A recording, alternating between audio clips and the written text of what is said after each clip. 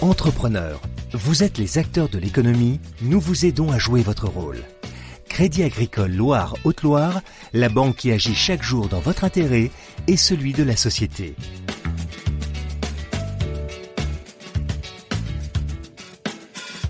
Bonjour à toutes et à tous. Implanté à Saint-Jean-Bonnefond, Astrée Software, société créée par Nicolas Story, Pierre Jourda et Didier Viali, connaît une très forte croissance et compte aujourd'hui plus de 100 collaborateurs. Ces trois fondateurs nous expliquent les ingrédients de leur succès, leur conception managériale et leurs projets.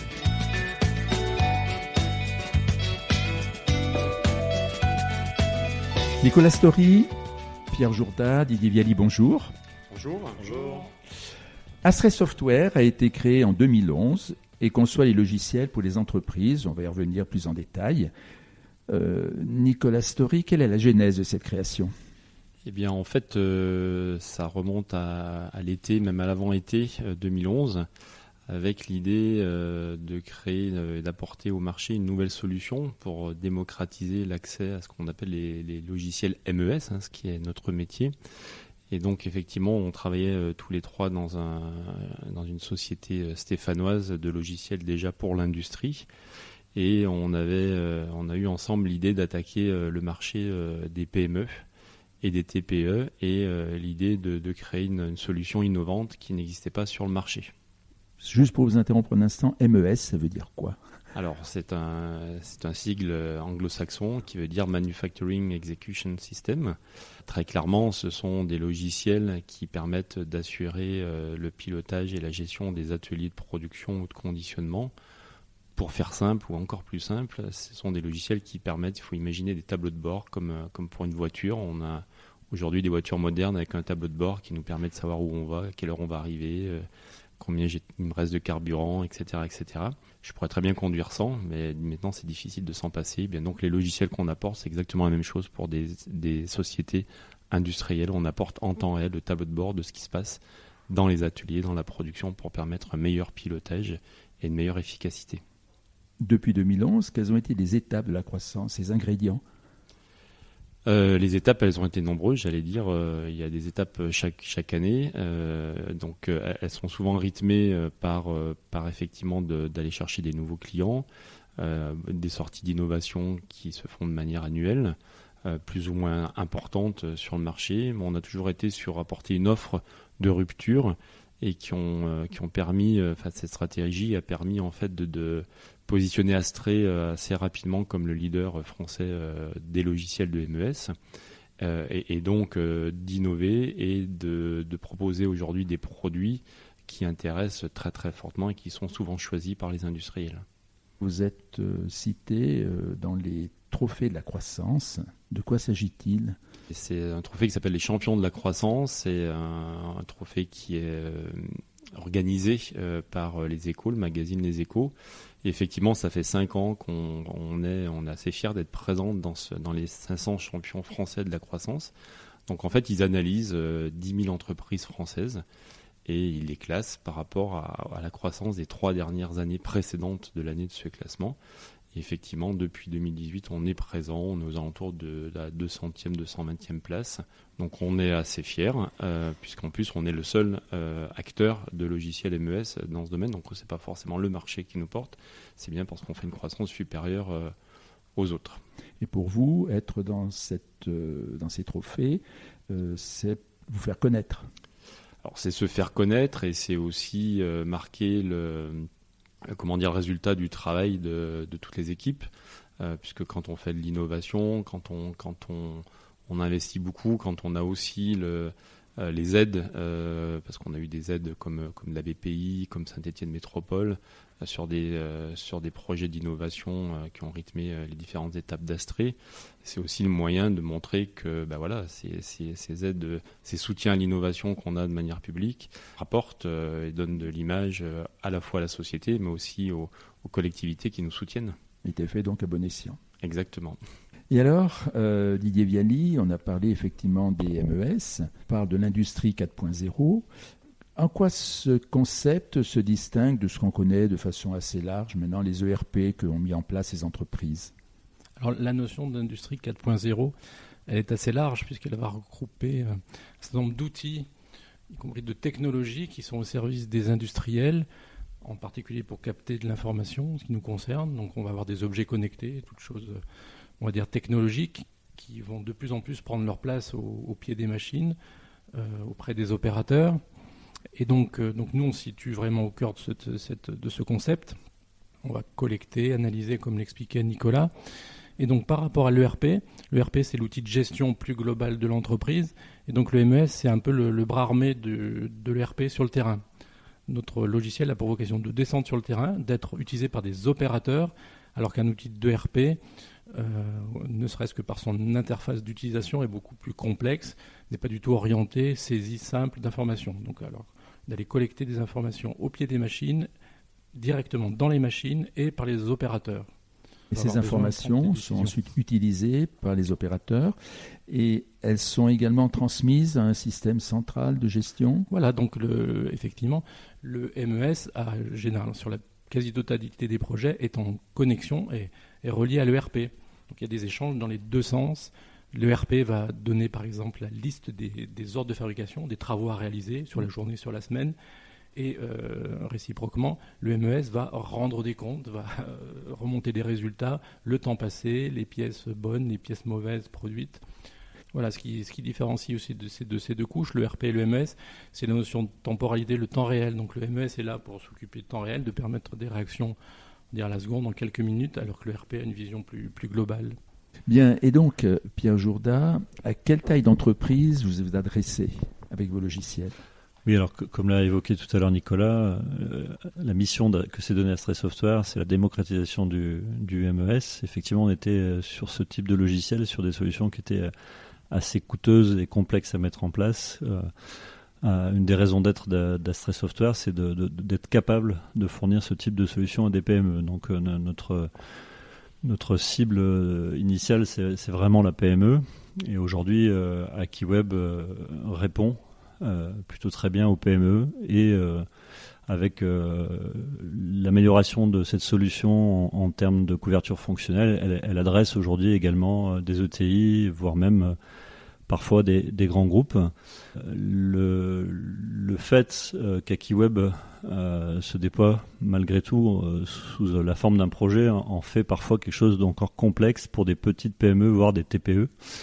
Et c'est ça qui a un petit peu été la genèse d'Astengo.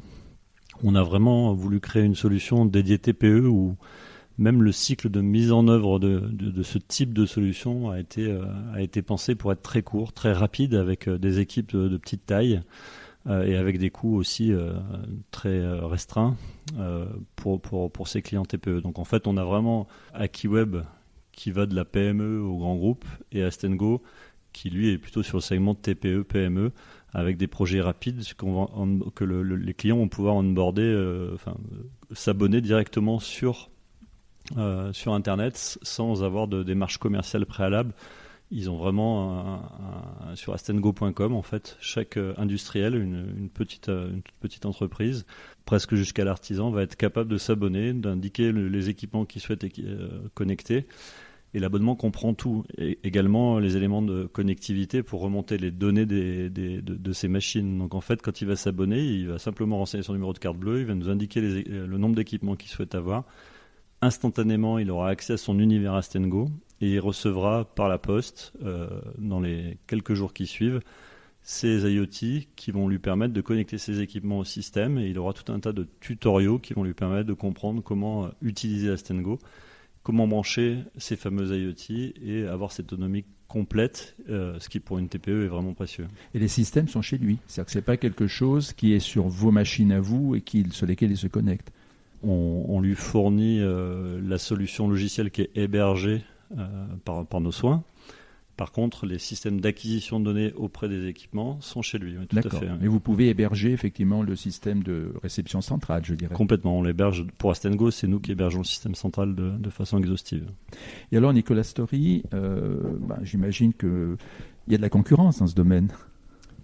Oui. Donc Pierre a effectivement évoqué les deux solutions que l'on a. Sur la première solution, qui est notre solution historique Akiweb, on a effectivement une concurrence française, voire internationale. qui existait avant la création d'Astrée, hein, et qu'on a réussi en 6-7 ans à doubler très rapidement, finalement, assez vite. Donc nos principaux concurrents, ce sont plutôt des sociétés de taille plus basse que la nôtre désormais, sur le segment du marché de la PME. Sur le marché des grands comptes, on est de temps en temps face à des géants du logiciel, et parfois quand les industriels arrivent à entendre qu'une PME française comme nous peut répondre à sa problématique, on gagne assez souvent des projets, même face à des très gros éditeurs, donc ce qui fait aussi notre fierté.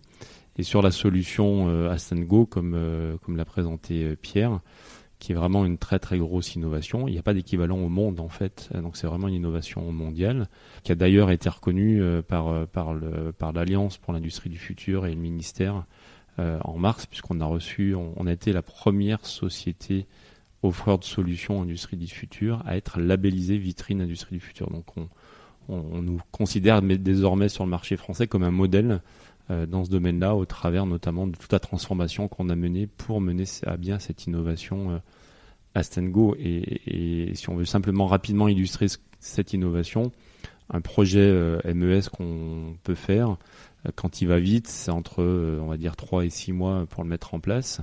Et c'est à peu près 1 an de réflexion pour l'industriel pour le mener à bien. Avec Astengo qu'on a mis sur le marché et qu'on l'a commercialisé fin mars, 3 mois et demi après, on a déjà équipé 12 usines dans le monde de cette solution. Donc c'est vraiment une transformation très profonde et une innovation de rupture. Et en fait, quelque part, face aux concurrents, vous êtes condamné à innover tout le temps ? Oui, c'est notre position de leader finalement on a été un temps un leader d'opinion, c'est-à-dire ce que faisait Astrée, les autres le faisaient avec quelques mois de décalage. Maintenant, on est devenu le leader en termes de chiffre d'affaires, donc cette position nous impose d'innover et de tirer le marché. Alors, il y a des jours où ça nous embête d'être copié, et puis d'autres où finalement on se dit si on est copié, c'est qu'on n'est pas si mauvais que ça. RCF. Et alors, cette croissance, Pierre Jourda, nécessite une croissance importante de vos effectifs, parce que vous êtes passé en une petite dizaine d'années, en gros, de quelques personnes à une centaine aujourd'hui. Comment vous transmettez l'esprit d'entreprise ? Parce que ça, c'est déjà une première importance, c'est que tous les nouveaux qui arrivent soient dans l'esprit, dans la philosophie de l'entreprise. Et puis après, comment vous fidélisez vos équipes ? Pour répondre à votre première question, je vous confirme que l'enjeu de recrutement est très fort chez nous.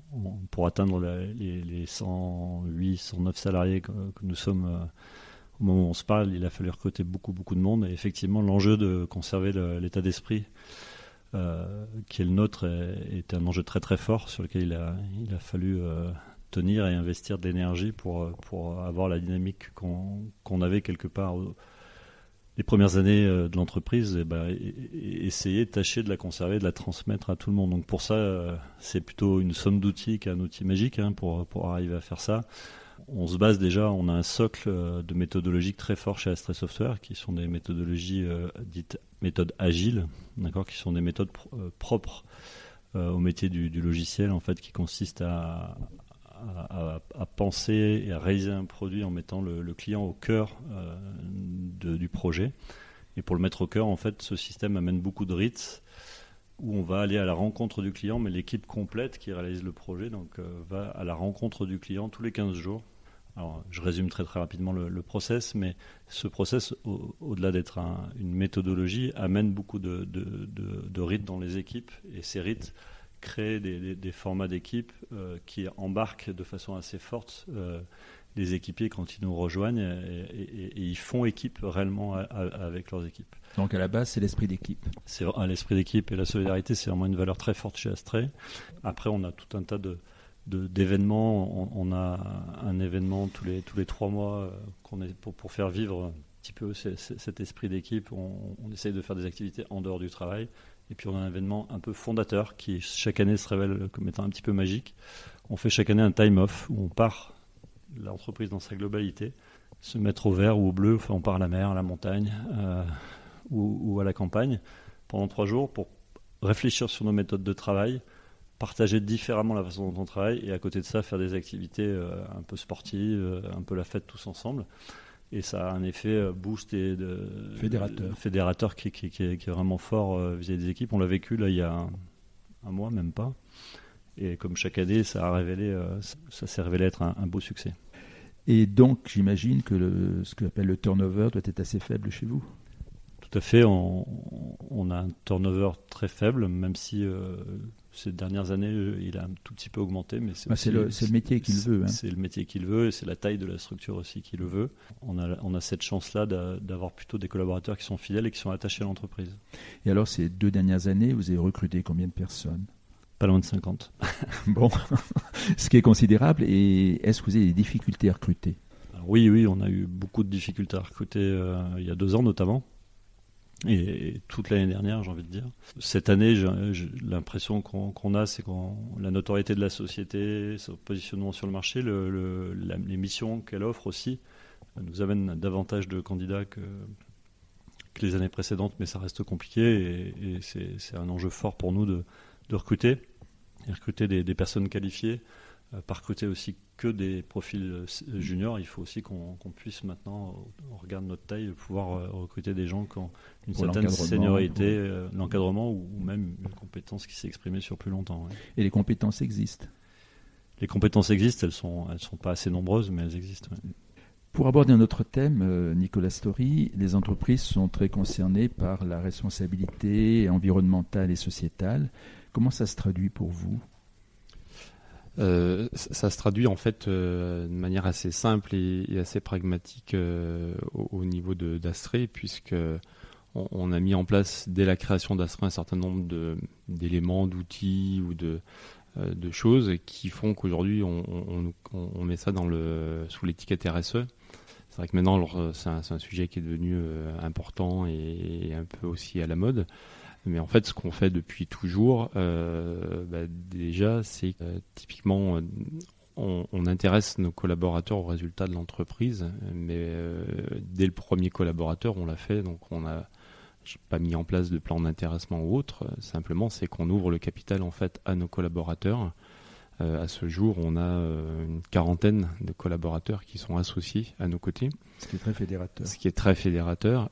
Donc, c'est aussi une partie d'une partage de la valeur, en fait, puisqu'on s'attache beaucoup aussi à partager la valeur. Hein. On est tous dans le même bateau, comme on dit, et donc on travaille tous pour que la société avance, pour sa notoriété et sa réussite. Et donc, on partage depuis toujours cette valeur-là, quelle que soit la taille de l'entreprise. On le faisait à 3, on le faisait à 5, on le faisait à 10, on le fait à 110. On intervient beaucoup également dans tout ce qui est local, que ce soit les pôles de compétitivité, les clusters, cluster Digital League, pôle minalogique également, mais également auprès des écoles. On se donne un point de fierté d'accueillir un maximum de jeunes, que ce soit pour des stagiaires de 3e, où on sait que c'est assez difficile pour eux de trouver des entreprises. Mais voilà, c'est une contrainte d'accueillir des jeunes comme ça, mais on les accepte bien volontiers. Donc que ce soit ça ou des jeunes de première. Et puis on donne beaucoup la chance aussi à des jeunes débutants. Donc Pierre a parlé de seniorité, mais on a une équipe qu'on a souhaité aussi jeune, puisque la moyenne d'âge est à peu près de 30 ans. Et avec une capacité, de par les méthodes d'intégration dont a parlé aussi Pierre, de pouvoir effectivement aussi intégrer et faire grandir ces jeunes débutants. La preuve en est, c'est qu'aujourd'hui dans notre CODIR, on a 4 membres du CODIR qui sont rentrés en tant que stagiaires dans Astrée, qui ont commencé leur carrière chez Astrée. Il y a un autre volet qui est l'aspect évidemment environnemental. Donc, les méthodes qu'on a mis en place surprenaient lorsqu'on arrivait sur le marché, c'est-à-dire qu'on était initialement sur un marché où il fallait aller chez les clients, passer des semaines de présence pour mettre en place le système chez le client. Alors on fait d'abord le projet, on le termine, tout est prêt, et ensuite on va sur site industriel que lorsqu'on en a vraiment besoin sur une durée très courte. Donc on a diminué quasiment par 5 ou par 6, peut-être même voire plus, les déplacements qui sont faits auprès des sites industriels. Et on a parlé aussi d'innovation tout à l'heure, et je pense que Didier pourra nous en dire 2 mots, mais on a une partie de notre logiciel qui est là aussi pour faire des mesures de performance énergétique. Je pense que Didier va compléter ça. Oui, tout à fait. C'était une des des premiers travaux d'ailleurs qui a été accompagné par des financements, qui a donné lieu à un brevet, un dépôt de brevet aussi. Donc on a conçu un module logiciel qui s'appelle Aki Energy et qui a pour vocation effectivement de mettre on va dire la notion d'efficience, de performance énergétique au cœur de l'entreprise. On a rajouté cette composante énergétique, mais surtout il faut arriver à faire le rapprochement entre cette consommation et tel produit qui a été fabriqué, tel type de fonctionnement de ligne, pour sensibiliser à la fois les gens qui sont sur le terrain, d'adopter des pratiques qui seront un peu vertueuses par rapport à ça, et puis aussi pour permettre à la direction de faire des choix d'investissement. Et alors, Nicolas Story, l'avenir ? L'avenir est toujours sous le signe de la croissance et de l'innovation. En tout cas, on y travaille de manière importante. Et puis des compléments aussi sur la partie RSE, puisqu'on s'engage pas mal maintenant sur des problématiques de mobilité. On a fait le challenge il n'y a pas très longtemps, le challenge régional. On est arrivé 70e sur 260 ou 280 entreprises participantes, donc c'était bien. Ça, et on a eu un taux de participation donc de personnes qui sont venues au bureau ce jour-là par d'autres moyens qui est de 60%, donc 60 ou 61%, donc c'est plutôt bien, il y a une forte participation, c'est bien. Et pour l'avenir effectivement de la société, on a quelques innovations sous le coude qui sont en préparation, comme on dit, et qu'on présentera dès le 21 septembre, puisqu'on a notre grosse journée qui est devenue le plus gros événement du MES en France et qui a lieu à Saint-Étienne. Et puis des innovations qui sortiront l'année prochaine à la fois sur le produit Astengo et sur le produit AkiWeb, des innovations d'usage et des innovations technologiques aussi, et qui doivent tirer la croissance, avec une croissance qu'on veut continuer de cibler sur le marché français, qui est quand même notre marché principal, mais également au travers d'Astengo d'attaquer le marché mondial, puisque c'est un logiciel, comme l'a dit Pierre tout à l'heure, qui se commercialise par le web. On arrive au terme de notre émission. Vous nous avez bien fait connaître votre entreprise en forte croissance, très performante. Nicolas Story, Pierre Jourda, Didier Viali, merci beaucoup. Merci. Entrepreneurs, vous êtes les acteurs de l'économie, nous vous aidons à jouer votre rôle. Crédit Agricole Loire-Haute-Loire, la banque qui agit chaque jour dans votre intérêt et celui de la société.